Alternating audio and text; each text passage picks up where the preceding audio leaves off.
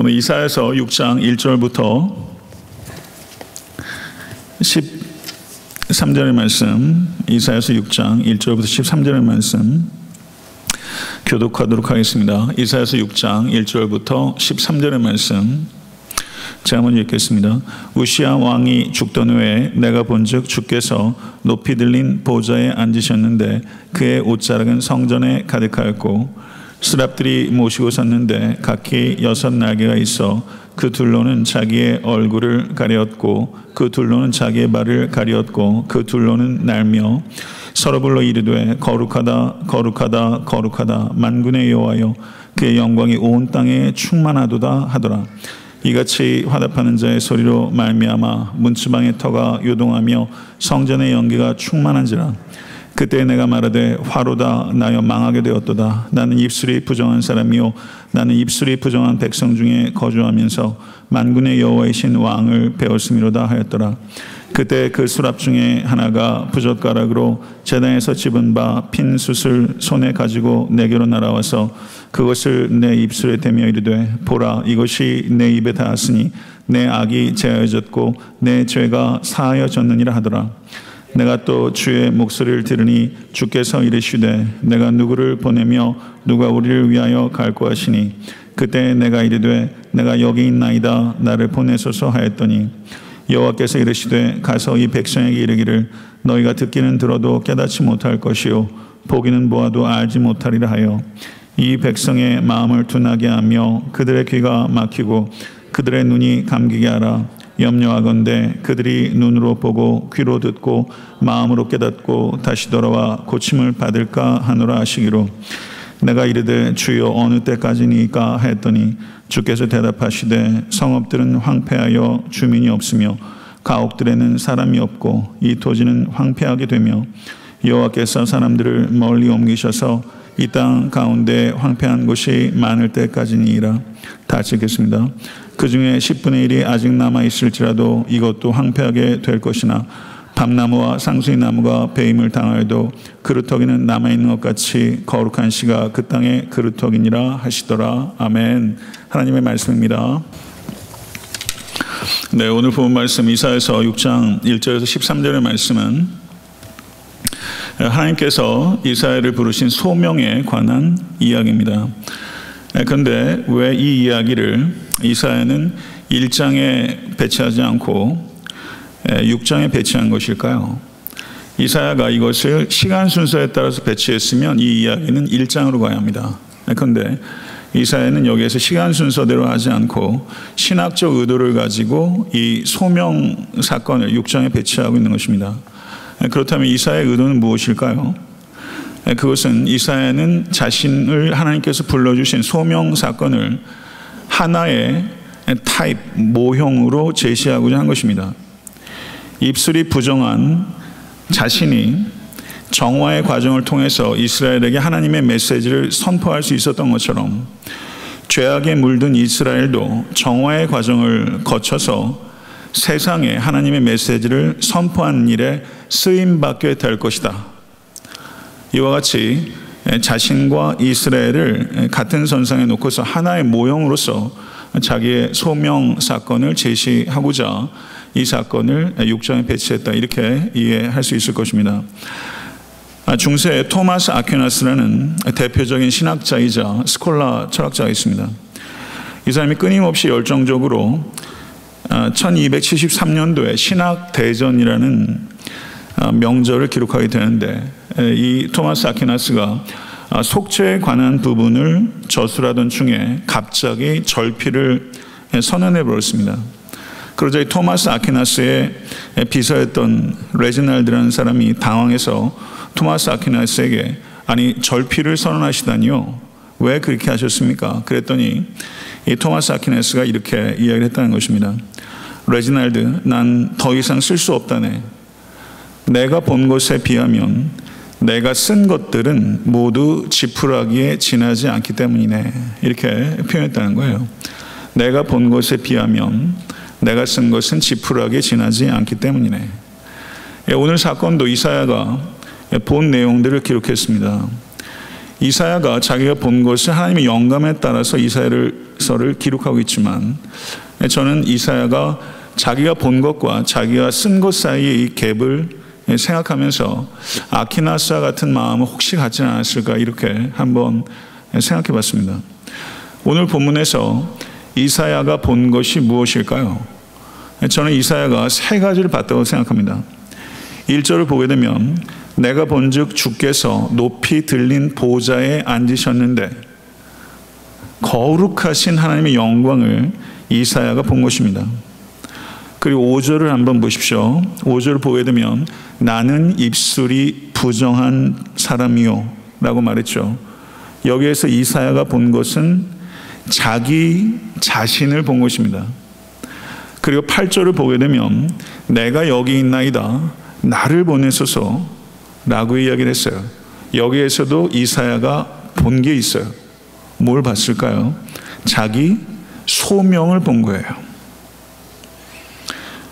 이사야는 하나님의 영광을 받고 그 하나님의 영광의 광채를 통해서 자기 자신을 봤고, 그리고 그것은 자기의 소명을 보는 것으로 반드시 연결되는 거예요. 이 세 가지가 분리될 수가 있겠습니까? 하나님의 영광을 보는 것과 그 영광 안에서 내 죄를 보는 것과, 그리고 하나님의 그 한계가 없는 역사하심을 통해서 내 소명을 보는 것, 이 세 가지 밀접하게 반드시 연관되는 것이죠. 그래서 저는 오늘 이사야서의 이 6장에 이사야가 본 세 가지 것들을 보면서 여러분과 저의 영안도 열려서 하나님의 영광과 내 모습과, 그리고 우리가 앞으로 살아갈 때 우리의 삶의 소명들을 발견하는 이 엄청난 축복이 여러분과 저에게 임할 수 있게 간절히 소원합니다.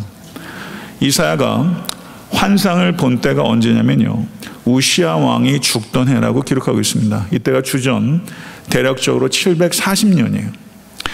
우시야는 남유다에서 가장 오랫동안 다스렸던 왕입니다. 이 우시야의 또 다른 이름이 있어요. 아사랴입니다.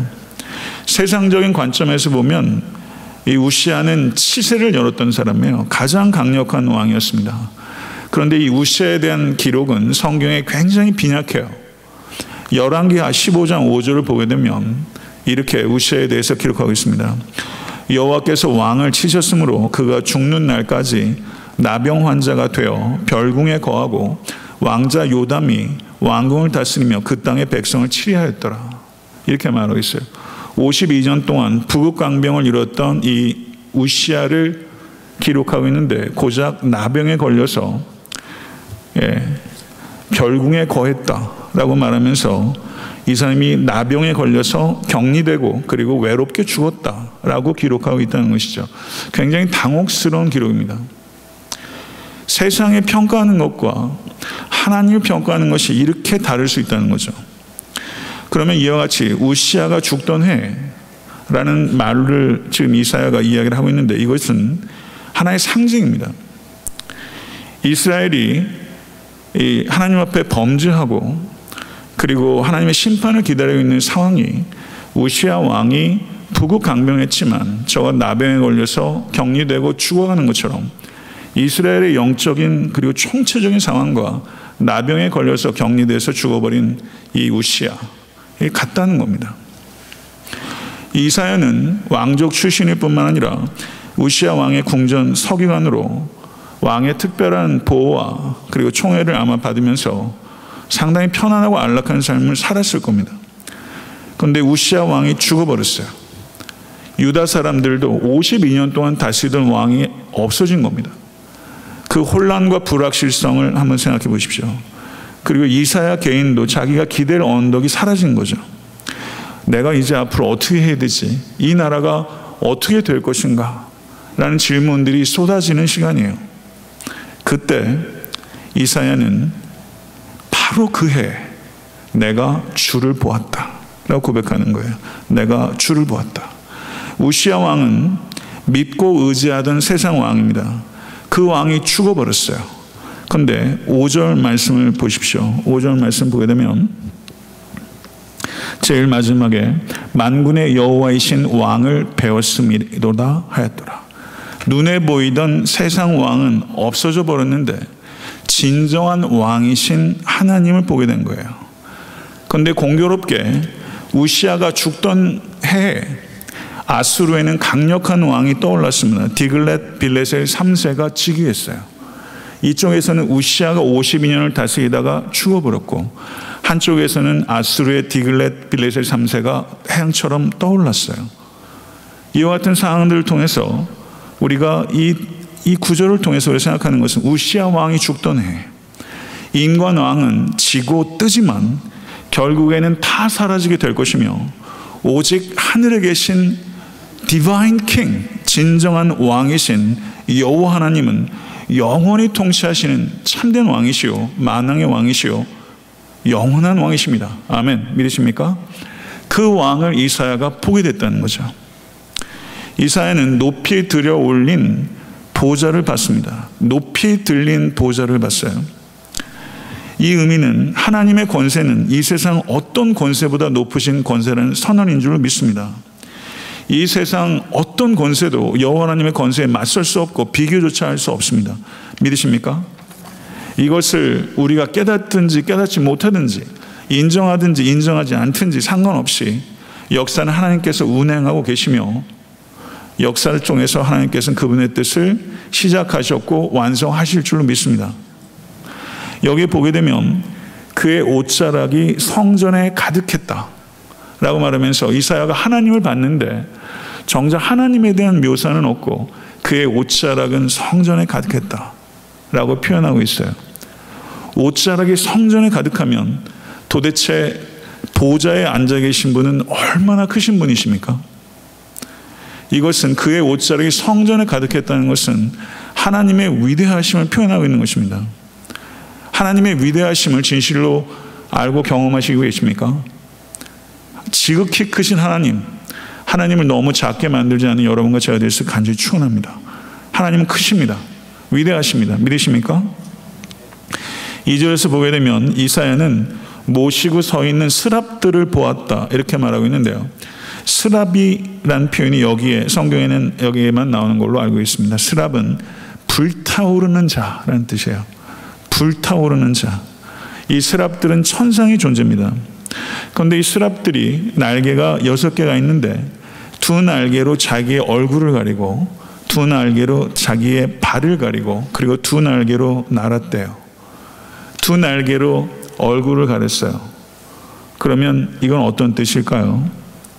하나님께서 말씀하시는 것에 집중하는 자세예요.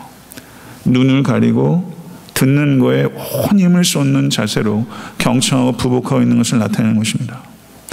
발을 가린다는 것은 어떤 뜻일까요? 발을 가린다. 여러 가지 해석들이 있을 수 있지만 제 개인적으로는 이런저런 책들을 참고하면서 그래도 가장 제가 공감이 되는 것은, 발이라는 게 방향을 전환하고 활동을 나타내는 것이지 않습니까? 발을 가렸다라는 것은, 이 스랍은 자기의 갈 방향을 정하지 않는 존재이고 하나님께서 명령하는 대로만 움직이는 존재라는 것을 두 발을 가리는 것으로 표현한 것이다. 이렇게 이야기하는 것에 대해서 저는 공감이 되더라고요. 여러분은 오늘 예배를 드리면서 두 눈을 가리고 계십니까? 두 눈을 가린다는 것이 어떤 뜻이라고요? 두 귀를 연다는 뜻이라고요. 거기에 집중해서 하나님께 경청하는 거예요. 그리고 두 발을 가려요. 방향도 내가 정하지 않고, 그리고 활동하는 동력도 내가 정하지 않는 거예요. 마치 노아의 방주처럼, 노아의 방주는 키도 없고 그리고 돛도 없어요. 방향도 없고 동력도 없어요. 하나님께서 움직이는 배예요. 여러분의 삶의 방향과 동력이 오직 하나님이 되시기를 간절히 축원합니다. 이것은 굉장히 불안한 거예요. 그렇지만 정말 하나님께서 인도하심 가운데 내가 온전히 신뢰하고 두 발을 가린다면 사실은 굉장히 평화로운 것입니다. 전력을 다해서 하나님을 경청하고 전력을 다해서 하나님의 뜻 가운데서 행하신 여러분과 제가 될 수 있게 되길 간절히 소원합니다. 그렇게 되면 타오르는 거죠. 스랍처럼 여러분과 제가 맹렬하게 타오르는 불길 같은 사람 될 수 있게 되길 간절히 바랍니다. 그런데 여기서 스랍들이 서로 바라보며 뭐라고 말했냐면요, 거룩하다, 거룩하다, 거룩하다. 만군의 여호와여, 그 영광이 온 땅에 충만하도다. 성경 전체를 보게 되면 3번 반복해서 하나님의 성품을 이야기하고 있는 것은 여기가 유일합니다. 하나님의 성품들이 어떤 성품들이 있죠? 하나님의 성품들, 하나님은 사랑이십니다. 믿으십니까? 하나님은 살아계십니다. 하나님은 다스리십니다. 하나님은 전능하십니다. 하나님은 선하십니다. 하나님은 인자하십니다. 하나님은 전지하십니다. 하나님은 무소부재하십니다. 그렇죠? 이와 같은 것들이 하나님의 속성이에요. 하나님의 공유적 속성, 비공유적 속성. 신학적으로 그렇게 얘기를 해요. 그렇지만 어떤 속성도 성경에 3번 반복해서 말하고 있지 않아요. 그런데 여기에서만 유일무이하게 거룩하다, 거룩하다, 거룩하다, 이렇게 하나님의 속성을 이야기하고 있다는 것은 하나님의 많은 성품들 중에 가장 대표적인 성품이 바로 하나님의 거룩하심이라는 뜻인 줄 믿습니다. 절대적인 강조를 하고 있는 거예요. 하나님의 대표적인 속성, 그것이 하나님의 거룩하심이라는 것이죠. R.C. 스프라울이라는 위대한 신학자가 있습니다. 이 R.C. 스프라울이라는 이 청교도 신학자가 이런 말을 했어요. Any attempt to understand God apart from His holiness is idolatry. 이렇게 표현했어요. 하나님을, 그분의 거룩하심을 떠나 이해하려고 하는 어떠한 시도도 우상숭배다. 이렇게 표현했어요. 하나님을, 그의 거룩하심을 떠나서 이해하려고 하는 어떠한 시도도 우상숭배다. 하나님은 거룩하십니다. 그런데 그 하나님의 거룩하심을 완전히 깨달을 수 있는 인간은 없습니다. 여러분도 저도 하나님의 거룩하심을 온전히 깨달을 수 없습니다. 하나님의 거룩하심은 인간의 언어로 표현할 수 없는 하나님을 표현하는 언어입니다. 표현할 수 없는 하나님 앞에 하나님, 나는 표현할 수 없습니다. 하나님은 나와는 전적으로 차원이 다른 위대하시고 광대하신 하나님이십니다. 저는 표현할 수 없습니다. 저는 항복합니다. 이런 것을 표현할 때 거룩하다, 거룩하다, 거룩하다는 거예요. 거룩하다는 것은 하나님 앞에 내가 항복한다는 뜻이에요. 여러분의 삶 가운데서도 하나님 앞에 정말 항복해야 되는 순간들이 있을 거예요. 그때 하나님의 거룩하심을 찬양하실 수 있게 간절히 바랍니다. 어떤 피조물들과도 비교조차 할 수 없는 하나님의 완벽하심, 그것이 하나님의 거룩하심입니다. 광대한 차이, 창조주 하나님과 피조물 사이에 존재하는 광대한 차이, 표현할 수 없는 광대한 차이, 그것을 거룩함이라고 표현하는 것입니다. 그리고 수랍들이 말을 했어요. 만군의 여호와여, 그의 영광이 온 땅에 충만하도다. 만군의 여호와여, 이것은 선지자들이 선호하는 호칭입니다. 여호와 하나님께서 천상의 군대들을 다스리시는 사령관이십니다. 이런 뜻이죠. 하나님의 거룩하심과 하나님의 영광, 어떻게 다른 것일까요? 하나님의 거룩하심, 하나님의 영광. 하나님의 거룩하심이 다른 피조물들과 비교할 수 없는 광대한 차이, 완벽함이라면 하나님의 영광은 그 거룩함이 공적으로 나타나는 것, 그것을 하나님의 영광으로 표현합니다. 하나님의 다른 피조물과 비교할 수 없는 그 광대한 차이가 공적으로 나타나는 것, 그것을 영광이라고 말해요. 레위기서 10장 3절을 보게 되면 모세가 아론에게 이르되 이는 여호와의 말씀이라 이르시기를 나는 나를 가까이 하는 자 중에 내가 거룩하다 함을 얻겠고 온 백성 앞에 내가 영광을 얻으리라 하셨느니라. 하나님의 영광은 숨겨졌던 하나님의 거룩이 나타나는 것, 숨겨졌던 하나님의 거룩이 나타나는 것, 그것을 하나님의 영광이라고 말하는 것입니다. 키에르케고르라는 철학자가 있어요. 이 키에르케고르가 이런 말을 했습니다. 천재는 우리에게 자신의 광채를 발산하고 성도는 하나님의 영광을 발산한다. 이렇게 표현했어요. 전 깊이 생각해 볼 말이라고 생각합니다. 천재는 우리에게 자신의 광채를 발산하고 성도는 하나님의 영광을 발산한다. 여러분과 저는 성도입니다. 그래서 여러분과 저의 삶의 모든 영역에서 하나님의 영광이 발산되는 전시장이 되어야 될 줄로 믿습니다. 여러분과 제가 진실로 구해야 되는 것은 그렇기 때문에 승리가 아니라 영광입니다. 우리가 정말 간구해야 되는 것은 사실은 승리가 아니에요. 승리는 이미 우리에게 주어진 줄로 믿습니다. 예수께서 십자가와 부활을 통해서 죄와 사망으로부터 승리를 쟁취하셨어요. 우리가 정말 구해야 되는 것은 엄밀하게 따지면 승리가 아니라 영광입니다. 하나님께서 언제 영광 받으십니까? 우리의 삶의 모든 자리에서 영광 받으시기를 원하십니다. 그런데 우리의 성공을 통해서 하나님께서 영광 받으시는 것이 아니라 그것이 성공이 됐든 실패가 됐든 건강이 됐든 질병이 됐든 그것이 어떠한 삶의 형편이든지 오직 하나님 한 분만으로 만족할 때 하나님께서 영광 받으십니다. 믿으십니까? 이것을 진실로 믿으신 여러분과 제가 대해서 간절히 축원합니다. 하나님께서 내 삶의 형편이 어떠하든지 여러분과 제가 하나님 한 분만으로 만족할 때 하나님께서 영광 받으세요. 스랍들이 거룩하다 거룩하다 거룩하다 외침을 3번 했는데 이사야서가 하나님과 자기 자신 사이에 그 광대한 차이를 본 거예요. 그래서 이사야가 이렇게 고백합니다. 그때 그 광대한 차이를 봤을 때 내가 말하되 화로다 나여 망하게 되었도다.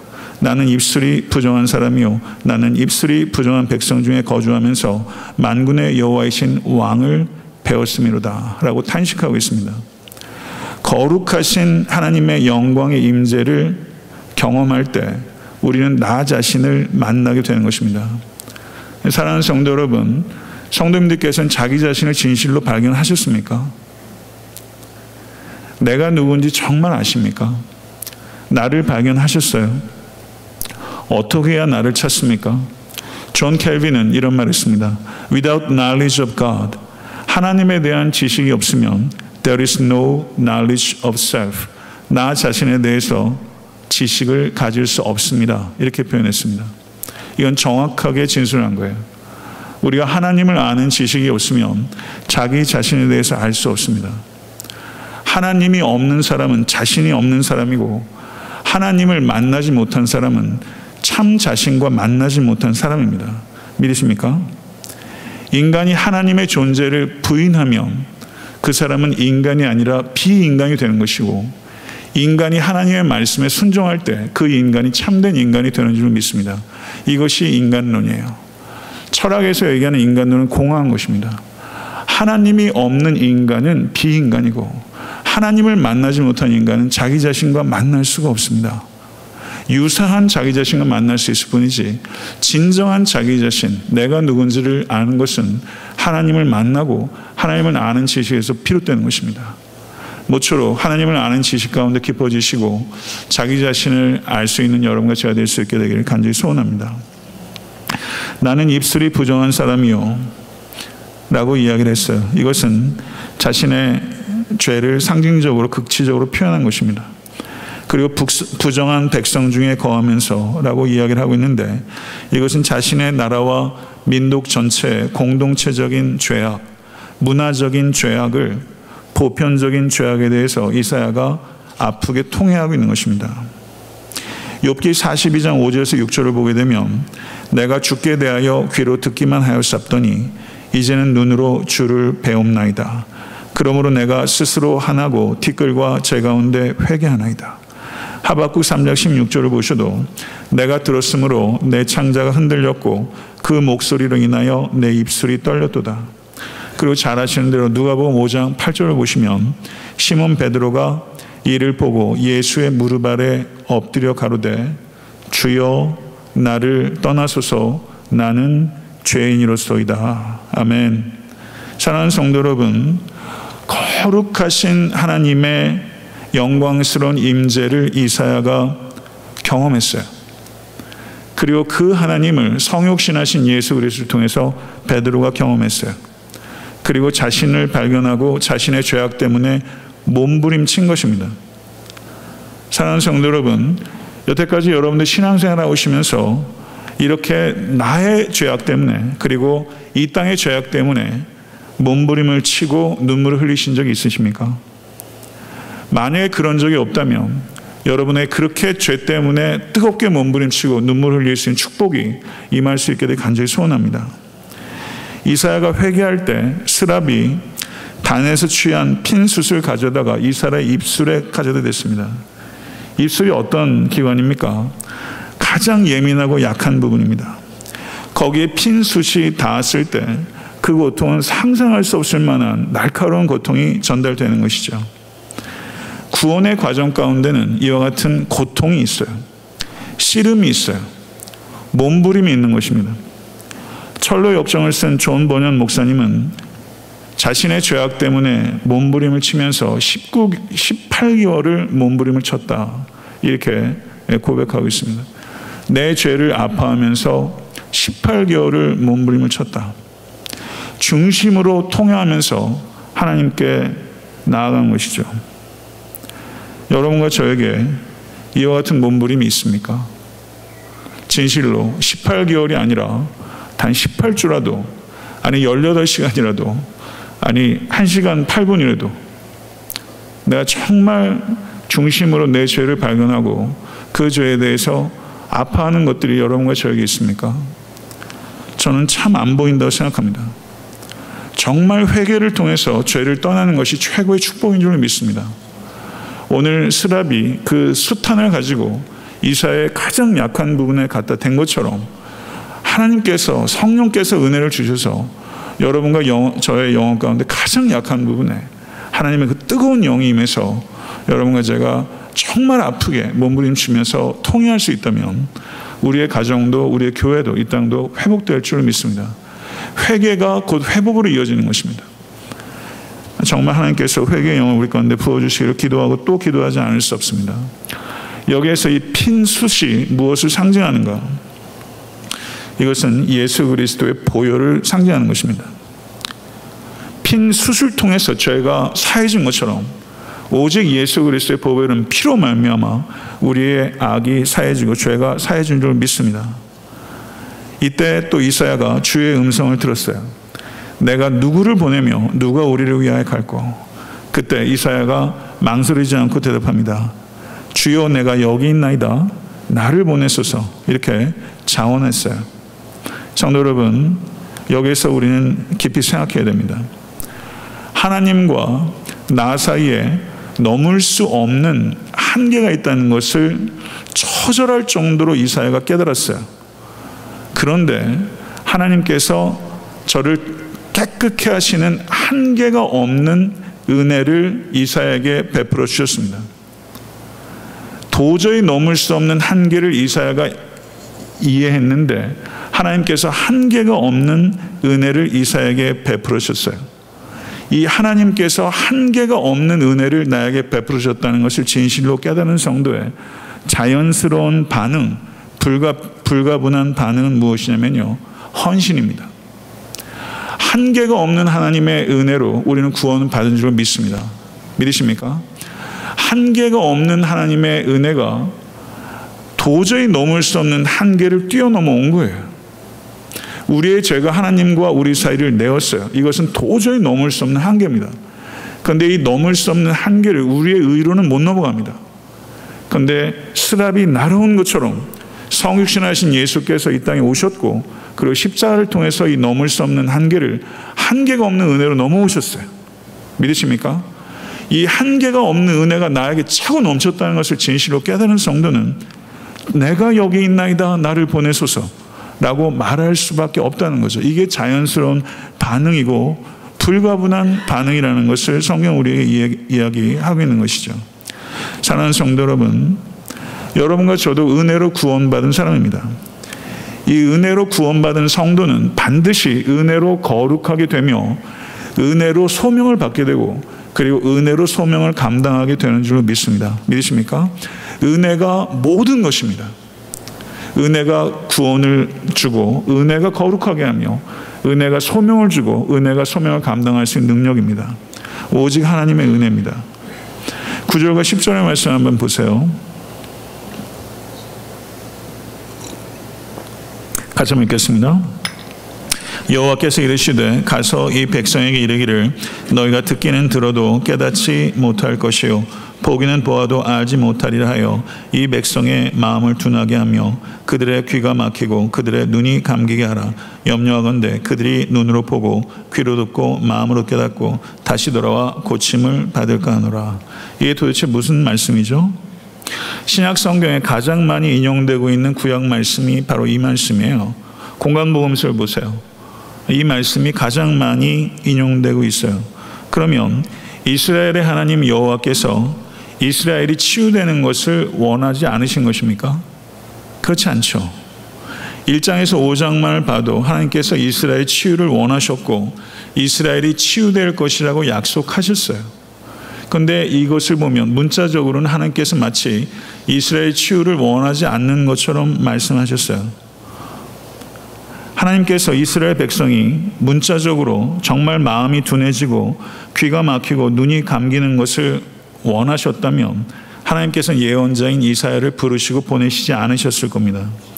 하나님은 이 예언자를 통해서 이스라엘이 깨닫고 돌이키기를 원하십니다. 그런데 하나님께서는 이사야에게 역설적인 위임을 주셨어요. 그리고 여기에서 말하는 것은 하나님께서 예언자를 보낸 목적이 아니라 예언자가 보내졌음에도 불구하고 그 결과가 어떠할 것인지를 이야기하는 거예요. 목적이 아니라 그 결과를 나타내는 것입니다. 이사야는 결과적으로 이스라엘 백성들이 하나님으로부터 더 멀어지게 하는 메시지로 부르심을 받은 것입니다. 하나님으로부터 더 멀어지도록 하는 메시지로 부르심을 받은 거예요.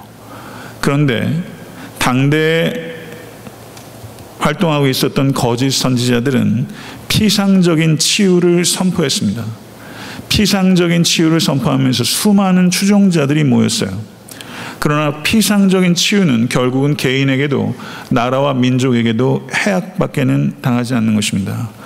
그렇지만 이사야는 거절당할 수밖에 없는 메시지, 그렇지만 거절당할 수밖에 없는 메시지는 본질적으로 치유의 메시지였던 것입니다. 그것이 본질적인 치유의 메시지이기 때문에 지금 당장 거절당할 수밖에 없지만 그와 같은 메시지로 이사야가 부르심을 받았다는 것입니다. 이 메시지에 거의 대부분의 사람들은 떠날 것입니다. 그렇지만 소수의 사람들은 반응하고 돌이키게 될 것입니다. 그리고 이스라엘 백성들을 치유할 수 있는 유일한 희망은 이스라엘의 패망을 통해서 주어지는 것입니다. 모든 것을 잃게 될 것입니다. 그렇지만 그때 이스라엘에게 신락 같은 희망이 생길 것이다 라고 하나님께서는 이사야에게 말씀하신 것입니다. 여기서 여러분과 저는 중요한 부분을 생각해야 됩니다. 다시 한번 말씀드리거니와 신약 성경에서 가장 많이 인용되고 있는 말씀이 이사야서 6장 9절에서 10절입니다. 사도들이 이 말씀을 가장 많이 인용하면서 이사야의 소명 기사를 통해서 사도들은 자신들의 부르심을 이해할 수 있었을 것입니다. 예수 그리스도를 전하면 전할수록 많은 사람들이 떠납니다. 회개를 강하게 요청하면 요청할수록 더 완강하게 귀를 막고 듣지 않습니다. 이사야가 받았던 이 메시지는 바로 사도들이 받았던 메시지고 어쩌면 여러분과 제가 이 시대에서 감당해야 되는 메시지인지도 모르겠습니다. 제가 만약에 강단에서 죄를 그냥 빨간 약 바르는 것처럼 죄에 대해서 피상적으로만 말하고 여러분의 폐부를 찌르면서 제 폐부를 깊이 들여다보고 회개를 촉구한다면 아마 여러분도 귀를 막으실 거예요. 거절할 거라고 생각합니다. 제 지난 10년간의 9년 몇 개월간의 목회 경험을 봐도 그 경험과 무관하지 않아요. 복음 전도자들인 여러분들께서 죄에 대해서 얘기하고 예수 그리스도께서 유일한 생명의 길이라는 것을 명확하게 이야기하면 할수록 여러분들은 아마 이 경험들을 하게 될 것입니다. 그렇지만 이와 같은 말씀을 통해서 우리는 낙심하지 않습니다. 하나님께서 그와 같이 될 것이라고 말씀하셨기 때문입니다. 역설적인 메시지로 부르심을 받았어요. 이것이 메시지의 성격입니다. 우리는 양심을 달래는 강단을 기대하면 안 됩니다. 양심을 깨우는 강단을 기대하신 여러분과 제가 되시길 간절히 바랍니다. 양심이 깨워진다는 것은 그만큼 통증이 수반된다는 것이고, 그것은 청중에게도 고통이 있고, 그리고 말을 하는 화자인 저에게도 고통이 있는 것입니다. 그렇지만 양심이 깨어나는 축복이 저는 이 강단과 교회 가운데 임할 수 있게 간절히 바랍니다. 그때 이사야가 뭐라고 말해요? 주여 어느 때까지니까? 이렇게 물었어요. 이 마음을 우리가 좀 이해해야 될 필요가 있다고 봅니다. 그때 하나님께서 11절 하반절 이하에 이렇게 말씀하셨어요. 주께서 대답하시되 성읍들은 황폐하여 주민이 없으며 가옥들에는 사람이 없고 이 토지는 황폐하게 되며 여호와께서 사람들을 멀리 옮기셔서 이 땅 가운데 황폐한 곳이 많을 때까지니라. 그 중에 10분의 1이 아직 남아있을지라도 이것도 황폐하게 될 것이라. 밤마다 상수리 나무가 배임을 당해도 그 그루터기는 남아있는 것 같이 거룩한 씨가 그 땅의 그루터기니라. 이렇게 말씀하셨습니다. 하나님의 무서운 심판에 대해서 이야기를 했어요. 그 심판이 지나가야 할 것이다. 이렇게 말씀하셨습니다. 그런데 그 심판이 지나간 후에 거기에 그루터기가 있을 것이다 라고 말씀하셨습니다. 이스라엘의 회복은 이스라엘의 멸망을 통해서 온다는 거예요. 그러나 그것이 지나간 뒤에 거기에 그루터기가 있을 것이다. 그리고 거룩한 씨에 대해서 말씀하셨습니다. 거룩한 씨가 그 땅의 그루터기니라. 여기서 이 거룩한 씨는 남겨진 자를 가리키는 것이고, 그리고 이 거룩한 씨는 바로 이 자리에 계신 여러분과 저가 바로 이사야가 내다본 하나님께서 계시하신 거룩한 씨인 줄 믿습니다. 저를 한번 따라해 보시죠. 나는 그루터기, 거룩한 씨다. 나는 거룩한 씨앗이다 라는 의식을 가질 수 있는 여러분과 제가 되어서 간절히 바랍니다. 황폐한 이 땅에서 소망의 거룩한 씨앗으로 여러분과 제가 심겨 있는 것이다. 이것을 믿으실 수 있는 우리 모두에 대해서 간절히 축원합니다. 말씀을 맺겠습니다. 하나님의 영광을 구하십시오. 하나님의 영광을 볼 때 자기 모습도 자기 소명도 볼 수 있습니다. 우시아도 갔고 디글랏 빌레셀 3세도 갔어요. 이 땅에 어떠한 권력도 갑니다. 그러나 만군의 하나님 여호와는 만왕의 왕이시요 참된 왕이시요 영원토록 통치하시는 왕이신 줄 믿습니다. 창조주 하나님과 여러분과 저와는 거대한 차이가 있습니다. 이 거대한 차이 앞에 그 차이를 여러분과 제가 볼 수 있게 되기를 바랍니다. 그래서 하나님의 거룩하심을 찬양하고, 그리고 그 거룩하심이 여러분과 저의 삶의 모든 환경 속에서 표현될 때 내 삶은 하나님의 영광의 전시장이다. 이것을 깊이 기억하신 여러분과 제가 되어서 간절히 바랍니다. 그리고 거룩하신 하나님의 영광스러운 임재를 경험한 성도는 개인의 죄악과 공동체의 죄악 때문에 가슴을 찢기 마련입니다. 가슴을 찢어본 적이 없다면 그것이야말로 가슴을 찢을 일입니다. 핀 수처럼 그리스도의 피가 우리에게 닿아야 우리의 죄악이 사해집니다. 세상 사람들은 거절할지라도 본질적인 치유의 메시지를 용기 있게 증거하는 강단과 그리고 성도님 한 분 한 분 되실 수 있게 되기를 간절히 축원합니다. 하나님의 무서운 심판이 지나가야 했습니다. 그렇지만 그 자리에 남겨진 그루터기 같은 사람이 있었습니다. 여러분과 저도 거룩한 씨앗이라는 의식에 사로잡혀 하나님의 영광을 위해서 주여 내가 여기 있나이다 라고 헌신할 수 있는 여러분과 제가 될 수 있게 되기를 우리 주 예수 그리스도를 간절히 축원합니다. 기도하겠습니다. 존귀하신 주님, 오늘 이사야서 6장 하나님께서 이사야를 부르신 소명기사를 통해서 우리 각자도 우리의 믿음의 분수대로 하나님께서 불러주신 부르심 받은 자인 것을 저희들이 진실로 깨달을 수 있기를 원합니다. 아버지, 삶 속에서 하나님을 바라보지 못하기 때문에 내가 누구인지를 찾지 못하고 아무런 소명의식도 없이 하루하루 살 때가 너무나 많은 우리는 아버지 하나님 질그릇과 같이 연약한 자입니다. 아버지 하나님, 오늘 이 말씀을 우리가 우리의 심령 가운데 새기고 스랍들이 거룩하다 거룩하다 거룩하다 라고 찬양하며 하나님의 지극히 크심을 높였던 것처럼 우리의 영혼도 하나님의 그 거룩하심을 발견할 수 있는 은혜의 시간 될 수 있도록 도와주시고, 그와 같은 본문을 통해서 우리 각자가 하나님 앞에 정직한 회개가 회복되는 이 시간 될 수 있도록 인도해 주시옵소서. 아버지, 그로 말미암아 하나님의 한량없는 은혜가 차고 넘쳐서 이 자리에 계신 한 분 한 분과 애타한테 섬기는 교회 그리고 성도의 가정들이 주님께 주신 부르심의 소명에 순종하며 아버지 하나님 나를 보내소서 하는 결단과 헌신으로 이어지고 열매를 맺을 수 있도록 주여 역사하여 주시옵소서. 예수 그리스도 이름을 간절히 축복하며 기도드리옵나이다. 아멘.